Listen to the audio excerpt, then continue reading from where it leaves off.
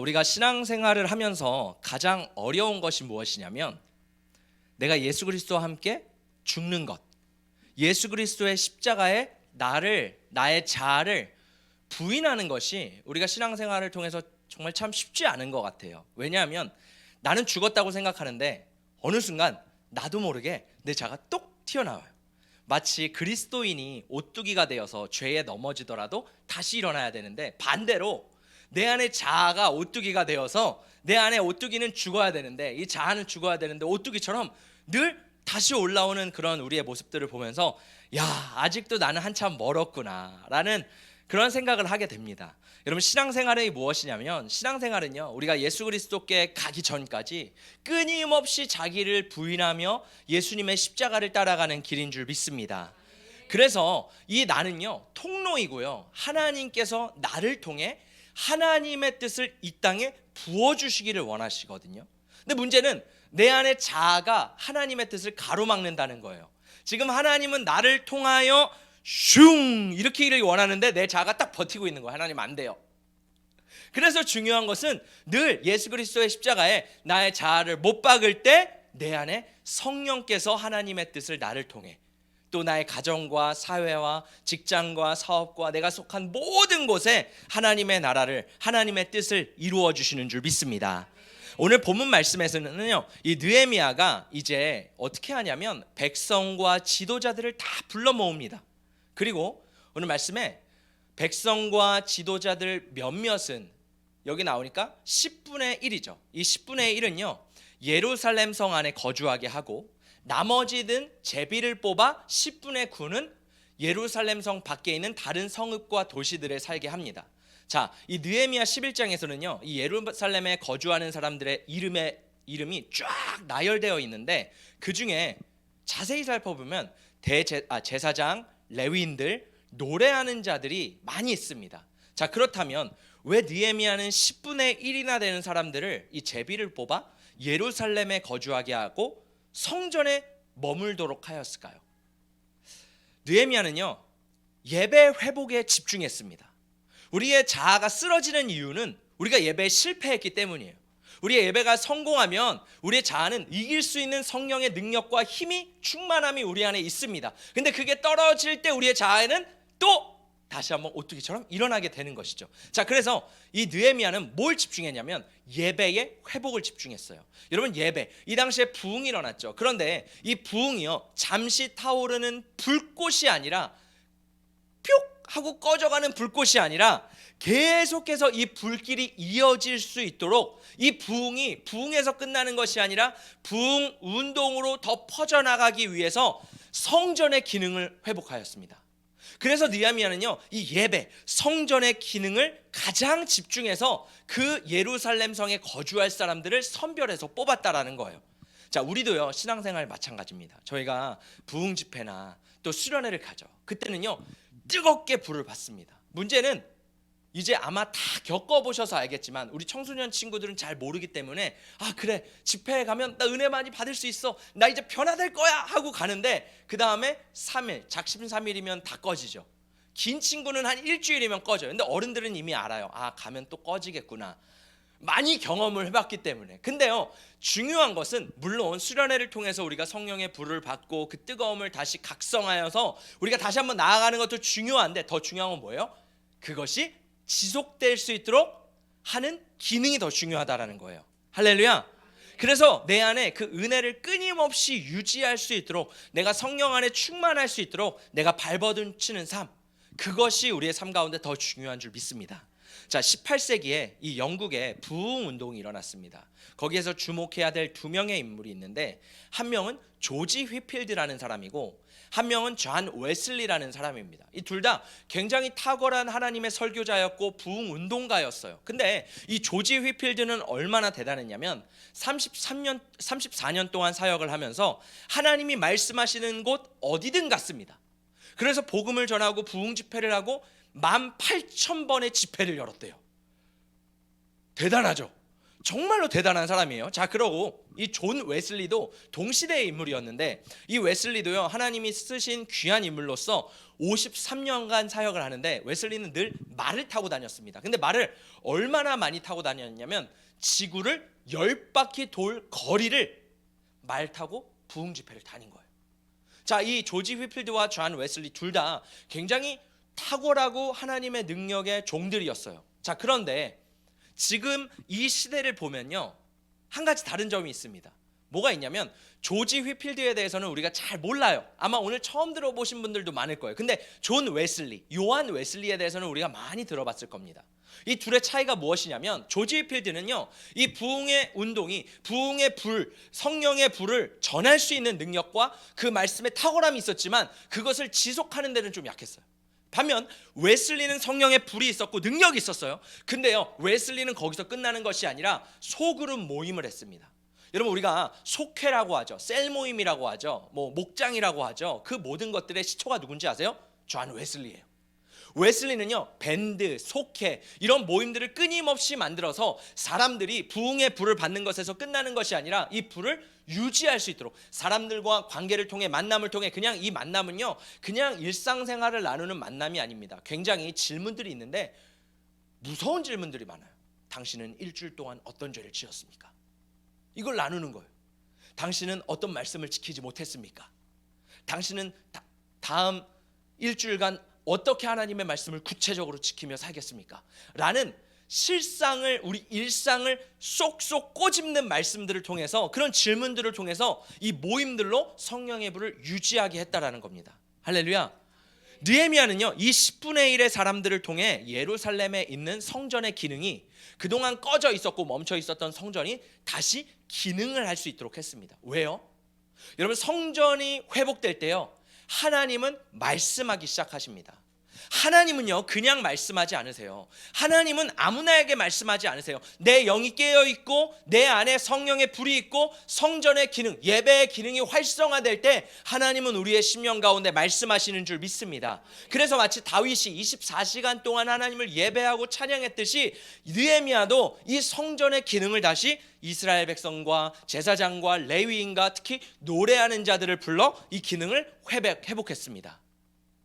자, 이스라엘 백성들이요 출애굽을 하는데 이제 문제가 생겼어요. 앞에 홍해 바다가 쫙 있는 거예요. 그때 이스라엘 백성들이 뒤에서 모세에게 원망하기 시작합니다. 아니, 지금 묘지가 없어서 우리가 여기 와서 죽게 생겼어? 아니, 지금 우리 다시 돌아가면 노예로 편하게 살 수 있는데, 노예 근성의 안전이 쪄들어 버렸죠. 노예로 그냥 편하게 살 수 있는데 굳이 우리가 여기서 죽어야겠냐고 라고 모세에게 원망하고 불평하기 시작합니다. 근데요 하나님께서 모세에게 말씀하세요. 너희는 가만히 서서 내가 하는 일을 보아라. 할렐루야. 여러분, 어떻게 모세는 그 강하고 담대한 말씀을 선포할 수 있었을까요? 아마 우리가 모세라면요 그 자리에서 수많은 백성들 앞에 위축되었을 겁니다. 근데요 모세가 모세기 때문에 그 담대함이 있었던 것이 아니라 모세의 삶에는요 예배가 회복되어 있었다라는 거예요. 하나님과 늘 친밀한 관계 속에 있었기 때문에 모세 안에는 담대함이 있었습니다. 그리고 하나님의 말씀이 있었습니다. 그리고 주시는 말씀을 선포했어요. 중요한 것은 우리의 삶 가운데, 우리 교회 가운데 예배가요 날마다 활성돼야 되는 줄 믿습니다. 우리 개인의 예배가 회복돼야 되는 줄 믿습니다. 개인의 예배가 깨어지면요 공동체 예배에서도 실패할 확률이 많습니다. 중요한 것은 개인의 예배도 회복하고 동시에 우리 교회의 모임의 예배도 회복하고, 모든 것들이 우리 삶 가운데 회복될 때 하나님께서 우리에게 말씀하시고 선포하시고 이루시는 줄 믿습니다. 자, 이스라엘 백성들이 이제 이 광야를 지나 가나안 땅으로 들어가려고 할 때 첫 전쟁이 있었죠. 아말렉과의 전쟁입니다. 그때 이 모세가 산에 올라가서 두 손을 높이 들고 기도합니다. 근데 문제는요 이 높이 들었는데 너무 손이 아픈 거예요. 그래서 이 손을 내리기만 하면 이스라엘 백성들이 지고, 손을 올리면 이스라엘 백성들이 이기고, 그래서 옆에 아론과 훌이 이 모세의 손을 붙잡아서 이 손이 떨어지지 않게 합니다. 여러분, 여기서 중요한 것은 무엇이냐면 기도는 하나님이 일하시는 방법이라는 거예요. 우리가 기도할 때 하나님이 일하기 시작하신다라는 거예요. 우리는요 대부분 기도하지 않아도 하나님은 다 아시지, 맞습니다. 하나님은요 기도하지 않아도 우리의 삶과 형편을 다 아세요. 근데 하나님이 성경에서 동시에 뭐라고 말씀하세요? 너희가 나에게 구하라, 찾으라, 두드리라. 하나님은요 우리의 사정을 알지만 우리가 입을 열어 하나님 앞에 구하고 찾고 두드릴 때 그 기도를 통해 하나님이 일하시는 줄 믿습니다. 중요한 것은 우리가 기도할 때 하나님이 우리의 삶 가운데 일하기 시작하신다라는 거예요. 이 기도는 뭐예요? 하나님, 저는 주님 앞에 항복합니다. 제 자아는 예수의 십자가에 못 박습니다. 그러므로 나를 통해 하나님의 뜻이 이루어지게 하여 주시옵소서. 이것이 우리의 기도인 줄 믿습니다. 자, 이제 모세가 죽고요, 여호수아가 가나안 땅을 들어가게 되죠. 생각해 보세요. 모세는 얼마나 탁월한 리더였습니까? 대단한 리더였죠. 40년 동안 이스라엘 백성들을 이끌었던 정말 대단한 리더였어요. 근데 여호수아는요 신참이에요.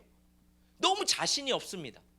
너무 두렵고 떨리는데 하나님께서 여호수아에게 나타나서 이렇게 말씀하시죠. 여호수아야, 두려워하지 말라, 놀라지 말라, 내가 너와 함께함이라. 근데요 생각해 보세요. 지금 이제 전쟁을 해야 되거든요. 근데 하나님은 우리의 생각 같으면 분명히 전략을 가르쳐주고 어떻게 승리해야 되는지, 또 군사를 어떻게 훈련해야 되는지, 어떻게 탁월한 리더십을 갖춰야 되는지를 말해줘야 되잖아요. 하나님은 그런 얘기를 하나도 없이 그냥 강하고 담대하라, 내가 너와 함께함이라, 이 말씀만 하시는 거예요. 그리고 하나님께서 전쟁에서 이길 수 있는 한 가지 방법을 가르쳐 주십니다. 그 비결이 뭔지 아세요? 너는 주야로 여호와의 말씀을 묵상하며 좌로나 우로나 치우치지 말라. 뭐예요? 하나님의 말씀을요 주야로 아침 저녁으로 묵상하래요. 그리고 그 말씀에 벗어나지 않는 삶을 살래요. 그게 전쟁에서 이기는 방법이라는 겁니다. 여러분, 우리 삶 가운데서도요 우리가 말씀을 보는 이유가 뭐예요? 왜? 우리가 승리하는 비결은요, 우리가 말씀을 보고 우리가 기도할 때 우리의 삶에서 싸워서 너희는 가만히 있어, 내가 하나님 대 말지어다, 일하시는 분이 누구라는 거예요? 하나님이라는 거예요. 물론 우리가 순종해서 내가 해야 될 일들이 있죠. 공부해야 되는 영역들이 있죠. 일해야 되는 영역들이 있죠. 그러나 그 이상의 것들은 누가 하신다라는 거예요?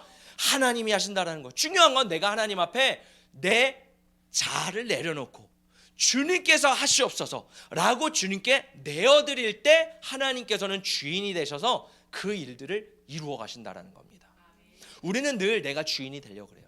그렇기 때문에 하나님 앞에 가장 중요한 문제는 놓지를 못합니다. 이거는 꼭 내가 해야 돼.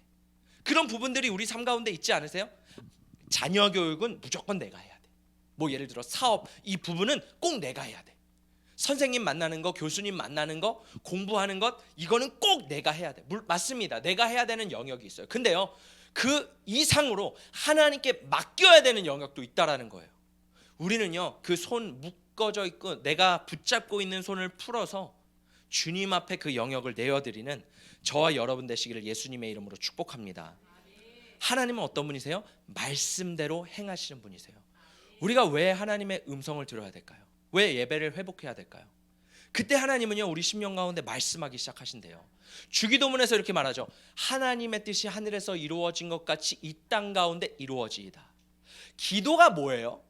내가 원하는 걸, 내 소원을 하나님 앞에 아뢰는 게 기도일까요? 맞습니다.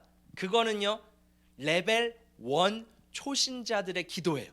그러면 진짜 성숙한 우리 깨우는 교회의 성도님들의 수준에 얼맞는 기도는 뭘까요? 하나님, 하나님의 뜻이 무엇입니까? 하나님의 뜻을 알고 싶습니다. 하나님의 뜻을 이루어드리고 싶습니다.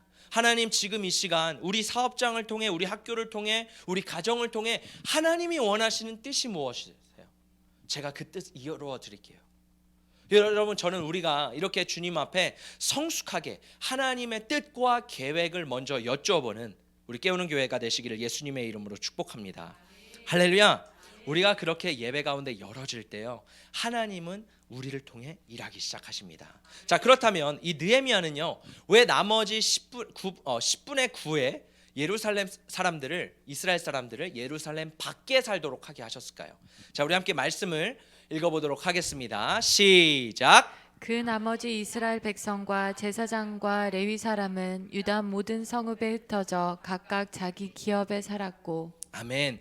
자, 여러분, 교회는 어떤 교회가 돼야 되냐면 모이는 교회가 돼야 되고 흩어지는 교회가 돼야 됩니다. 교회는 모일 때는 모여야 되고요, 흩어질 때는 흩어져야 돼요. 사도행전에서 보면요, 이 교회가요, 우리끼리만 모여야지 라고 했던 예루살렘 교회, 하나님이 나가 그러는데 예루살렘 교회가 안 나가요. 하나님, 저희 여기가 너무 좋아요. 저희 오순절에 경험했던 그 성령의 불을 다시 내려주세요. 여기가 너무 좋습니다 라고 거기에서만 있을 때 하나님은 어떻게 하세요? 박해라는 방법을 통해서 이 예루살렘 교회를 흩으십니다. 또 안디옥 교회도 마찬가지예요. 다음 개척된 안디옥 교회 부흥하고 있었어요. 이방인들이 세워진 교회예요. 막 성장하고 있는데 하나님께서 갑자기 말씀하십니다. 바울과 바나바, 메인 리더십, 당시 담임 목사였던 바나바와 부목사였던 바울을 떼어서 선교를 보내라. 왜요? 안디옥 교회 안에 막 뭉쳐 있으니까 하나님께서 또 흩으시는 거예요. 제가 다음 세대 사역을 할 때 저희 이 교사 모임이 굉장히 활성화되고 되게 굉장히 끈끈했거든요. 임원 모임이 굉장히 좋았습니다. 그래서 막 사람들이 이제 흩어지고 싶어 하지 않는 거예요. 근데 어떤 마음들이 있냐면 좀 두려운 마음이 한켠에 있는 거예요. 하나님이 이러다가 우리 흩으시면 어떡하지? 우리끼리 너무 좋은데 하나님이 흩으시면 어떡하지? 막 이런 마음이 있었는데 역시나 하나님께서요 흩으시더라고요. 중요한 것은 여러분, 우리는 모일 때 지혜롭게 모이고요, 흩어질 때 지혜롭게 흩어져야 돼요. 교회도 마찬가지입니다. 우리가 예배를 드릴 때는요 샥 모여야 돼요. 할렐루야. 그리고 세상에 나갈 때는 샥 나가야 돼요. 하나님, 저 여기가 좋습니다 라고 너무 교회에만 붙어 있는 것도 문제예요. 가정을 돌봐야 될 때는 돌보고요, 직장에 갈 때는 가야 되고요, 공부할 때는 가야 돼요. 왜? 하나님은 그곳에서도 우리를 보내셨기 때문입니다. 예루살렘 안에서만 하나님이 일하시는 것이 아니라 이 안에 예배가 활성화되고 내 안에 예배가 깨어질 때 우리는 이제요 세상에 나가서 복음을 전하는 자로 살아가라고 하나님께서는 말씀하시는 줄 믿습니다. 그래서 여러분, 신앙의 가치는요 교회 안에서 드러나지 않아요. 교회 안에 있으면요 모든 성도님들이 다 성령 충만해 보여요. 옆에 있는 분 보세요. 얼마나 성령 충만해 보이세요? 저도 마찬가지입니다. 이 강단에 서면요 저같이 성령 충만한 목사는 아마 없을 것 같아요. 여러분, 근데 중요한 건 뭔지 아세요? 교회 밖을 나가면 우리의 실상이 다 드러난다라는 거예요. 우리 집에 가면, 우리 가정에 가면, 내 기숙사에 들어가면 나의 실상이 다 드러나게 되는 겁니다. 신앙의 가치는 뭐예요? 교회 안에서가 아니라 교회 밖에서 증명되는 줄 믿습니다. 여러분, 우리가 교회 밖에 나가면요 우리가 받은 말씀대로 살아가는지 아니면 하나님의 말씀과는 상관없이 살아가는지, 하나님 됐습니다, 여기까지만 계세요, 저는 잠시 외출하고 오겠습니다, 이러지는 않으시나요? 우리가 그런 마음이 없더라도 세상에 가면요 마치 그 보호 장비가 풀린 것처럼 막 내 마음대로 살 때가 굉장히 많습니다. 그것을 이중성이라고 말을 하죠. 자, 그런데 하나님께서는요 이 더 중요하게 생각하는 것은 우리가 교회 안에서, 예배당 안에서 성령 충만한 것도 중요하지만 더 중요한 것은 세상에서, 가정에서, 우리 삶에서 더 성령에 충만하는 것을 하나님은 기뻐하시는 줄 믿습니다. 할렐루야. 자, 하나님은요 우리와 늘 함께 하기를 원하세요. 그러니까 교회 안에만 갇혀 계신 하나님이 아니라 세상에서도 우리와 함께 하기를 원하세요. 자, 법궤를 한번 볼까요? 모세가 시내산에서 40일 동안 금식하고 기도하며 하나님을 만납니다. 와, 40일 동안 하나님을 만나는데 하나님이 율법을 새겨주시는데요 돌에다가 하나님의 손으로 직접 십계명을 쫙 써주시는 거예요. 얼마나 놀랐겠어요? 그리고 그 십계명을 들고 딱 내려와 가지고요 이제 하나님께서 하늘에서 무엇을 보여주셨냐면 성막의 청계 사진을 설계도를 보여주셨습니다. 그래서 어떻게 성막을 세우는지, 어떻게 기구들을 만드는지 하나님 쫙 보여주셨어요. 이제 그 십계명을 가지고 성막을 세우고 법궤를 짜서 그 안에 십계명을 넣습니다. 여러분, 이스라엘 백성들이 어디서 하나님을 만나나요? 성막에 있는 뜰을 지나 성소를 지나 지성소에서 하나님을 만납니다. 그렇죠? 근데요 이 법궤, 지성소 안에는 법궤가 있는데 그 법궤 위에는 뚜껑이 언약궤라는 게 있어요. 그 위에 뭐가 있냐면 두 천사가 있습니다. 그 천사가 얼굴을 가리고 이렇게 서로를 마주보며 있어요. 그리고 하나님께서는 성경에서 뭐라고 말씀하시냐면 내가 그 증거궤 사이, 내가 그 정중앙에 앉고 임재할 것이다. 그리고 내가 너희에게 말씀할 것이다. 하나님은 그렇게 말씀하십니다. 자, 우리 함께 말씀을 볼까요? 함께 읽어보겠습니다. 시작. 모세가 회막에 들어가서 여호와께 말하려 할 때 증거궤 위 속죄소 위에 두 그룹 사이에서 자기에게 말씀하시는 목소리를 들었으니 여호와께서 그에게 말씀하심이었더라. 이 법궤 위에서 하나님께서 임재하셔서 그곳에서 모세에게 말씀하신대요. 얼마나 영광스러워요. 자, 보세요. 하나님은요 무소부재하신 분이십니다. 하나님은요 어디에나 계신 분이세요. 근데 우리가 지난주에 창세기를 통해서 뭘 봤습니까? 하나님은 어디나 계시는데 특별히 원하시는 장소가 있다라는 거예요. 그것이 베델이었죠. 하나님이 이스라엘 백성들에게 특별히 만나시는 장소가 있는데 그곳이 어디예요? 이 언약궤 위라는 거예요. 이 언약궤를 통해서, 이 속죄소를 통해서 하나님은요 이스라엘 백성들을 만나신다라는 겁니다. 할렐루야.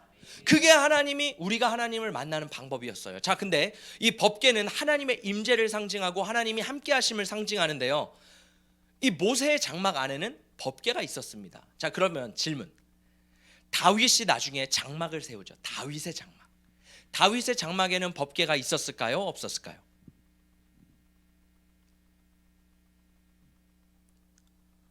너무 쉬운 질문인데 왜 다들 이렇게 심각하세요? 자, 다시 질문해 볼게요. 다윗의 장막 안에는 이 언약궤, 법궤가 있었을까요? 없었을까요? 있었습니다. 아, 주여. 법궤 안에 언약궤가, 그 다윗의 장막 안에 언약궤가 있었어요. 할렐루야. 자, 그러면 이 다윗 다음에 이 솔로몬이 성전을 짓죠. 이제 드디어 천막이 아니라 건물을 짓습니다. 성전을 짓습니다. 자, 솔로몬의 성전 안에는 법궤가 있었을까요? 없었을까요? 있었습니다. 할렐루야. 우리 청년이 와가지고 여기 어떻게 된 거지? 나는 아는 것 같은데 왜 다들 모르시는 것 같지? 여러분, 다윗의 장막에 법궤가 있었어요. 솔로몬 성전 안에도 법궤가 있었어요. 우리가 성경을 다 아는 것 같지만 이렇게 또 질문을 하면 또 당황해서 잘 까먹을 때가 있어요. 다 이해해야 합니다. 여러분, 자, 그러면요, 자, 보세요. 이제 이 법궤가 있었는데요, BC 586년 이 바벨론 느부갓네살 왕이 남유다를 침공하게 됩니다. 그때 이 남유다를 파괴하고 예루살렘 성벽과 성전을 다 파괴시켜 버려요. 근데 그 예루살렘 성전 안에 있는 기물과 성물과 하나님께 예배드리는 보물과 모든 집기들을요 다 훔쳐가 버립니다. 그리고 다 태워버려요. 그때부터 이 솔로몬 성전은 없어지게 됩니다. 자, 근데 문제는요, 이 법궤도 사라졌다는 거예요. 질문 하나 더 해볼게요. 지금 법궤는 있을까요? 없을까요? 지금 없습니다. 법궤는요 그때 586년 사라져서요 행방불명이 되었어요. 아무도 찾을 수 없어요. 지금도 수많은 사람들이 법궤를 찾으려고 하지만 이 법궤를 찾을 수가 없습니다. 자, 근데 자, 보세요. 만약에 법궤가 지금까지 있었다면요, 사람들은요 하나님을 예배하는 것이 아니라 아마 법궤를 우상숭배했을 겁니다. 자, 생각해 보세요. 제가 이 말씀을 준비하면서 떠올랐던 게 뭐냐면, 사우디아라비아를 가면 이슬람의 중심인 메카라는 도시가 있습니다. 거기는 무슬림 아니면 들어갈 수 없는 도시예요. 근데 그 도시에 뭐가 있냐면, 아마 여러분 사진으로 다 보셨을 거예요. 그 가운데 까만 엄청나게 큰 상자 하나가 있어요. 그걸 뭐라 그러냐, 카바라 그러거든요. 엄청나게 큰 까만 네모난 상자가 있고, 사람들이요 무슬림 이슬람 사원에서 이 사람들이요 원을 그리면서 돕니다. 그걸 성지순례라 그래요. 보셨죠? 다 못 보셨어요? 큰일은 큰일은 아니지, 뭐 우리 종교는 아니니까. 카바를 중심으로 돌아요. 근데요, 사람들이 뭘 믿는지 아세요? 그 카바를 돌 때 거기에 있는 검은 돌멩이를 만집니다. 검은 돌멩이가 뭐냐면요, 이슬람 전승에 의하면 이 돌은요 하늘로부터 직접 내려온 돌이라는 거예요. 그러니까 아브라함이 이스라엘의 도움으로 카바를 세웠어요. 이 까만 네모난 거를 세웠는데, 이 가브리엘 천사가 하늘로부터 이 돌을 가져다가 아브라함에게 줬다라는 거예요. 처음 줬을 때는 흰 돌이었는데 인간의 죄로 말미암아 이 돌이 까맣게 변했고, 우리는 아직도 이 돌을 여기다 박아놓고 만지고 키스하고 이거를 섬기면서 알라를 섬긴다라고 생각하는 거예요. 그러니까 모순이 있죠. 이슬람도 유일신을 섬긴다고 하는데 모순이 있어요. 그 돌멩이에다 뽀뽀를 하고 손을 만지고, 이슬람도 생각보다 뽀뽀를 되게 많이 하거든요. 어찌나 그런 것들을 뽀뽀하는지 다 읽혔어요. 여러분, 이렇게 우상 숭배를 계속하는 거. 만약에 법계가 우리 가운데, 이 땅 가운데 있었으면요, 개신교, 유대교 뭐 할 것 없이요, 모든 사람들이 그 법계를 섬겼을 것입니다. 하나님의 은혜예요. 법계가 없어진 건. 자, 생각해 보세요. 지금 모세, 다윗, 솔로몬, 여호야김까지 법계가 있었지만 그 이후부터는요, 법계가 사라졌습니다. 자, 그런데요, 이 스룹바벨이 바벨론의 포로가 됐다가 돌아오게 되죠. 그리고 성전을 셌습니다. 그 성전의 이름이 뭐예요? 스룹바벨 성전이에요. 자, 그럼 질문, 스룹바벨 성전 안에는 법계가 있었을까요? 없었을까요? 정답! 없었습니다. 할렐루야. 자, 나중에 이 스룹바벨 성전을 확장하는 게 헤롯 성전이죠. 헤롯이 유대인들의 환심을 사기 위해서 이 작은 스룹바벨 성전을 보수하고 확장하면서 엄청나게 크게 만듭니다. 그 안에도 법궤가 있었을까요? 없었을까요? 없었습니다. 법궤는요, 그 이후에 싹 사라져 버렸어요. 근데요, 중요한 게 뭐예요? 하나님이 어디서 만나 주신대요? 언약궤에서 만나 주신대요. 이 법궤에서 말씀하신대요. 근데 문제는 하나님께 나아가는 길이 없어졌네요. 그때 하나님은요, 다시 이스라엘 백성들에게 이렇게 말씀하십니다. 예레미야 31장입니다. 우리 함께 읽어보겠습니다. 시작. 여호와의 말씀이니라. 보라, 날이 이르리니 내가 이스라엘 집과 유다 집에 새 언약을 맺으리라. 하나님께서는요, 옛 언약과 새 언약이 있는데 너희들과 옛 언약은 내가 법궤에서 만날게. 법궤에서 나의 뜻을 말해줄게. 나의 임재를 부어줄게. 근데 하나님께서는 이제 그 옛 언약을 취소하십니다. 그리고 새 언약을 주셔서 이제는 새 언약을 통해서 하나님께서 만나 주신다는 거예요. 왠지 아세요? 이스라엘 백성들도요, 이중성이 있었거든요. 하나님 안에서, 하나님 법궤 안에서, 하나님의 성전 안에서는요, 늘 하나님을 거룩하게 예배했지만 세상에 나가서는요, 내 마음대로 살았습니다. 그러니까 하나님이 그게 너무 싫은 거예요. 나는 너희들의 이중성이 싫다. 왜 나를 성전에만 가두고 법궤에만 가두고 세상에서는 나 없는 것처럼 살아가니? 라고 하셔서 하나님이 그 옛 언약을 파기하십니다. 그리고 하나님께서 주신 새 언약이 무엇일까요? 우리 함께 말씀 읽어보도록 하겠습니다. 시작. 그러나 그들은 하늘에 있는 것들의 모형과 그림자에 지나지 않는 땅에 있는 성전에서 섬깁니다. 모세가 장막을 세우려고 할 때 너는 명심하여 내가 산에서 내게 보여준 그 모형을 따라 모든 것을 만들어라 하고 말씀하신 하나님의 지시를 받은 것입니다. 그러나 이제 그리스도께서는 더욱 훌륭한 직무를 만드셨습니다. 그가 더 좋은 약속을 바탕으로 하여 세운 더 좋은 언약의 중재자이시기 때문입니다. 그 첫 번째 언약에 결함이 없었더라면 두 번째 언약이 생길 여지가 없었을 것입니다. 아멘. 지금 구약에 하나님께서 만나시는 방법을 주었다고 히브리서에서 계속해서 말하는 거예요. 근데 뭐예요? 첫 번째 언약이 있었는데 너희가 그것을 지키는데 실패했다. 그래서 내가 너희들에게 또 다른 기회를 주겠다. 하나님은요, 기회를 주시는 분이신 줄 믿습니다. 여러분, 우리 개인에게는요, 하나님이요, 끝까지 기회를 주세요. 언제까지요? 종말까지. 종말은 두 가지가 있죠. 예수님이 오실 때, 그리고 내가 죽을 때. 우리는요, 하나님께서 수많은 기회를 주셨습니다. 그 죽기 전까지 하나님께 돌아올 수 있는 기회가 언제나 열려 있어요. 근데 죽으면 끝이에요. 자, 근데 하나님이 이 첫 번째 언약이 실패하자 두 번째 언약인 새 계명을 주세요. 우리 한 번 더 마지막 말씀, 한 번 더 말씀 읽어보겠습니다. 시작. 그런데 하나님께서는 자기 백성을 나무라시면서 이렇게 말씀하셨습니다.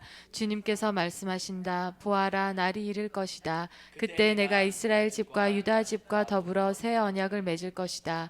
또 주님께서 말씀하신다. 이 새 언약은 내가 그들의 조상들의 손을 잡고 이집트 땅에서 인도하여 내던 날에 그 조상들과 맺은 언약과 같은 것이 아니다. 그들은 내 언약을 지키지 않았으므로 나도 그들을 돌보지 않았다. 또 주님께서 말씀하신다. 그날 뒤에 내가 이스라엘 집과 맺은 언약은 이것이니 나는 내 율법을 그들의 생각에 넣어주고 그들의 마음에다가 새겨주겠다. 그리하여 나는 그들의 하나님이 되고 그들은 내 백성이 될 것이다. 아멘. 하나님이 우리를 만나시는 방법을요, 바꾸셨대요.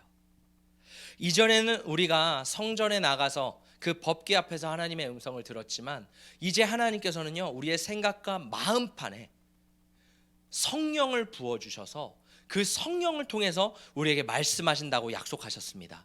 그래서 우리 한 사람 한 사람이 뭔 거예요? 성전이라는 거예요. 우리 함께 따라해 볼까요? 내가 하나님의 거룩한 성전이다. 하나님은 나에게 말씀하시고 나를 통해 이 세상에서도, 교회에서뿐만 아니라, 내가 교회에서 내 영이 사는 것이 필요한데 거기서 끝나는 것이 아니라 세상에서도 내가 성전으로서 내가 가는 곳마다 하나님의 통치가 임하게 하는 통로가 되었다라는 하나님의 새 언약인 줄 믿습니다. 여러분, 비행기도요, 우리가 하늘을 보면 길이 없는 것 같지만 길이 있습니다. 제가 하늘을 나는 비행기들을 보고 그 어플리케이션이 하나 있거든요. 그럼 그걸 보면요, 이 비행기가 어디서부터 어디로 가는지 그게 나와요. 근데 신기한 건 뭐냐면 비행기가 늘 가는 길이 똑같아요. 늘 지나가는 길만 이렇게 지나가요. 배도 마찬가지입니다. 배는요, 우리가 그 차선이 없어 보이잖아요. 근데 배도요, 배가 가는 뱃길이 있어요. 배도 그 뱃길을 통해서 갑니다. 인생은 어떨까요? 인생도요, 보이지 않지만 길이 있다라는 거예요. 그게 뭐예요? 예수 그리스도, 예수님은요, 내가 길이다라고 말씀하시는 겁니다. 우리는요, 인생이 힘들고 어려운 게 뭐예요? 그 길이 보이지 않는다라는 거예요. 여러분, 광야를 읽다라는 책에서요, 이 광야는요 어떤 곳인지 아세요? 지도가 필요한 땅이 아니라요, 안내자가 필요하다고 합니다. 지도가 있어도요, 늘 지형이 바뀌기 때문에, 바람에 따라 비에 따라 그 지형이 바뀌기 때문에 안내자가 필요하대요. 어디로 인도하는 안내자. 우리 인생도 마찬가지입니다. 우리는요, 내 스스로 힘으로 살아가려고 막 발버둥 치지만 하나님께서는 이제 나 혼자 내버려 두지 않으시고 우리 안에 성령을 보내주셨대요. 그 성령은요, 도우시는 분이시고 우리의 삶을 안내하시는 분이신 줄 믿습니다. 그래서 우리에게 지도를 주신 게 아니에요. 우리가 기도할 때 하나님 지도를 보여주세요. 어떤 길로 갈까요? 어떻게 갈까요? 빨리 보여주세요. 우리는 늘 이렇게 기도합니다. 근데 더 중요한 건 뭐예요? 하나님, 이제는요, 하나님 앞에 순종하겠습니다. 말씀해 주세요. 그 길로 성령님 인도해 주세요. 할렐루야. 그렇게 하나님의 음성을 듣고 우리가 따라가야 되는 줄 믿습니다. 근데 제가 보니까 하나님을 따라갈 때 가장 중요한 것, 성령님을 내가 모실 때 성령님이 내 안에 계속 계셔야 되는데 성령님이 떠나가신다라는 거예요. 왜 그럴까요? 많은 이유가 있습니다. 뭐 죄도 있겠죠. 근데 제가 최근에 깨달았던 게 뭐냐면 순종이에요. 제가 사실 오늘 예배를 준비하는데 좀 힘들었어요. 뭔가 풀어지지 않고 내 마음이 뭔가 뻑뻑한 거예요. 예민하고 집중이 잘 안 되고, 왜 그러지? 예배를 준비하는데, 말씀을 준비하는데 이게 잘 풀어지지가 않는 거예요. 그래서 저도 너무 답답해가지고 이거 좀 집에 가서 쉬고 와야겠다. 그래서 원래 저녁을 잘 안 먹는데 집에 가서 이제 저녁을 두둑히 먹고 좀 쉬다가 왔어요. 근데 문제는 쉬다 왔는데도 이 마음이 삐걱삐걱한 거예요. 오늘 아침에는 어떤 마음이 있냐면 이거 좀 영적으로 막히는데? 이런 느낌이 있는 거예요. 여러분, 그런 느낌 들지 않으세요? 때로? 없으세요? 저는요, 오늘 아침에 이상하게, 평상시에 그런 느낌이 없었거든요. 근데 오늘 이상하게 횡단보도를 요 앞에서 건너려고 하는데 영적으로 뭔가 좀 막히네. 뭐지? 계속 궁금한 거예요. 찾는 거예요. 왜냐면 지금 하나님과 나 사이에 뭔가 막혀 있다라는 거거든요.